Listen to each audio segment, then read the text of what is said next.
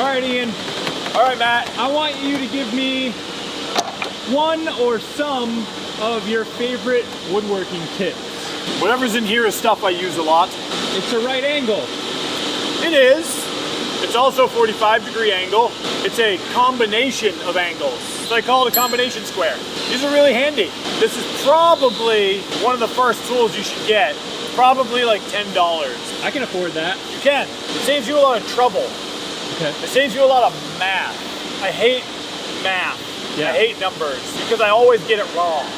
So for instance, what if I wanted to put this thing in the middle of this? The first thing you need is like the center of this. Now I could like measure it and divide and then try to remeasure it, or you just kind of guess where the middle is. Yeah, I think the middle's right there. And then I put it over here. And I was wrong by a little bit, but there's the middle. Then you just move this up to there, and now you've got the middle. It's like very quick. And I didn't have to think at all. Yeah. I didn't have to do math. But what if I need to center it like this way as well? I guess what you would do is you'd measure how big this block is. 5 and 11/16-ish. An eighth strong. Minus that, you get an answer. Divide that by 2. That distance, and then you measure, and then finally you'd know where the middle was. Right? That sounds awful. Seems pretty easy. So instead, put it kind of where it looks like in the middle. Then bump this up to here. So that's my guess. Now I'll put it on this side. Oh, I was not even close. I was way off. Then do it again. Boop. So that says there. Now, is that the same? Nope, still not the same. You just hone in on it. All right, so there's my nice flat. Boom, just about perfect. So now when I put it on this side, the distance from that edge to the top is the same as the distance from this edge to the top. Then you know you're actually centered in this field. Right. And you didn't have to do calculus. Yeah, don't do that. Or whatever that's called. That's gross. No. That's a tip. These are handy. It's quick. Don't do math. I like it. I actually have 2 up my sleeve, Matt. Okay. I don't know if we're gonna be able to use them together, but trick number 1, I just call it the inside-outside method. For whatever reason, I need to glue these 2 pieces this way because I need a nice big rectangle. And so you can kind of see my seam right here. It's a little open. For a good glue seam, you want to be able to sort of dry fit these, and that gap should appear a little bit closer than that. I can actually pivot these up and that closes the gap.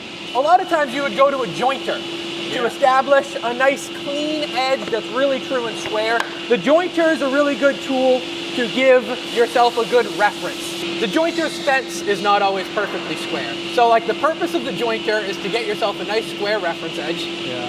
Unless you're really on top of maintaining your fence and the bed being really square, there's a little trick that you can do.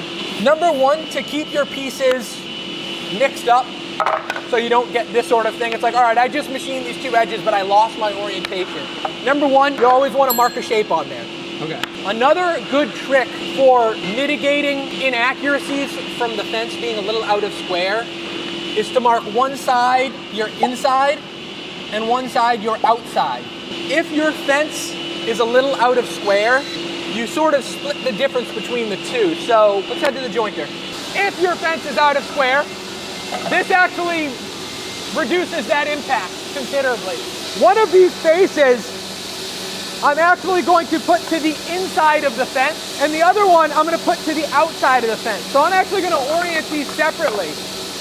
My O signifies outside, my I signifies inside. So whenever I glue a panel up, I always mark my triangle, and I always mark an inside and an outside. I'm going to start this up. I goes to the inside. I'm going to take that. We're just going to run that across.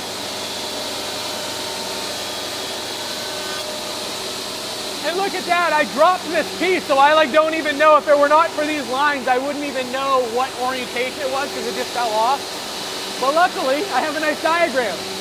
So this one, my O is going to go on the outside.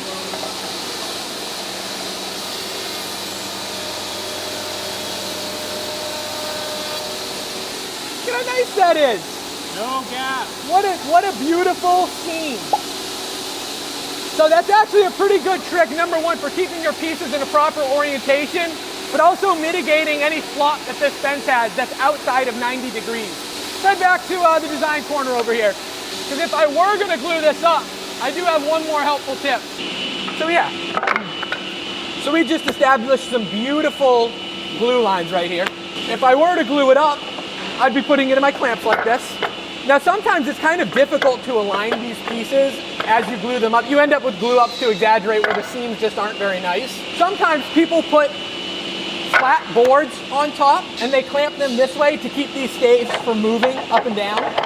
That's a pretty good trick, but the other thing that I thought about talking to you about today is cambered cauls. If you look down that, you sort of notice that one side of these is not flat. A lot of times these cambered cauls are a really good trick because you can see you have contact in the center. You know, if I just laid out a board and I like clamp this on this side and on that side, you actually have no pressure in the middle. Right. So I've glued things up where like I wasn't using cambered cauls. I leave it there for a day. I think it's gonna come out beautifully. I like lift my cauls in my top surface off, and all of a sudden the inlay is like bubbly. It didn't get pressed sufficiently. And so these cambered cauls are actually great because as you apply pressure to the ends, your center applies the most amount of pressure. And so these are actually a great trick if you're doing any sort of inlay work on a big panel that's on the inside where you actually have trouble distributing pressure there. Actually, you can see some of the pencil marks that I had here to make them. You split sort of even segments. If this were the cutter, the jointer spinning, Yeah. what you do is you start in the center and you machine half of it, and then you start one segment down, and you can see I'm starting to form this camber. And then on the last one, so you sort of remove material working backwards, and it's actually great. And so you can kind of see it's a really good way to distribute pressure in the center of a panel. That's sort of a good size. Okay. Cambered cauls, inside outside. Inside outside. This is a shop vac. Yeah. This is a very common tool used in woodworking. I have one. A lot of people have them. Now, with a shop vac, they're hooked in to your tool. So when the shop vac is hooked into your tool, the question you may have is, how is the suction performing? Because the filter on a shop vac, see that? Yeah. Very clogged. When your filter gets clogged, your suction decreases. So as you run a shop vac, the effectiveness of the suction decreases over time. So how can you tell when it's time to bang out the filter? What most people do is they're running, they'll disconnect the suction and they'll feel it. Yeah. Right? So you had to feel it. Right? So they can feel it. Okay. There's another way that is more convenient and faster, which is instead of feeling the suction on the air intake, you feel the exhaust on the air outtake. The harder the air is blowing out the back, the stronger the suction is at the front. And it's a lot easier while you're working to simply check this than to stop working, disconnect your air hose, feel it, etc., etc. And that's my tip and trick. All right, now I'm gonna keep going. If this is my shop vac, and this is one of my primary woodworking tools, bang out the filter. Oh, whoa. Oh, yeah. You probably won't have one of these in your home shop. This is a dust extractor. This is a tool literally that is just made to bang out filters.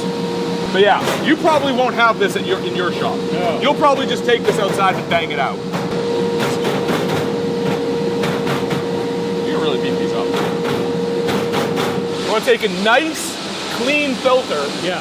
install it on the shop vac, flick this on, now feel it, Oh yeah. right? Remember what this feels like. That is the best suction this vacuum can do. And then as you're working, just instead of disconnecting everything and like trying to test it out, just put your hand on the exhaust. That'll tell you when you need to change the filter, or rather clean the filter. All right? Yeah. That's the tip, and that's the trick. Cool.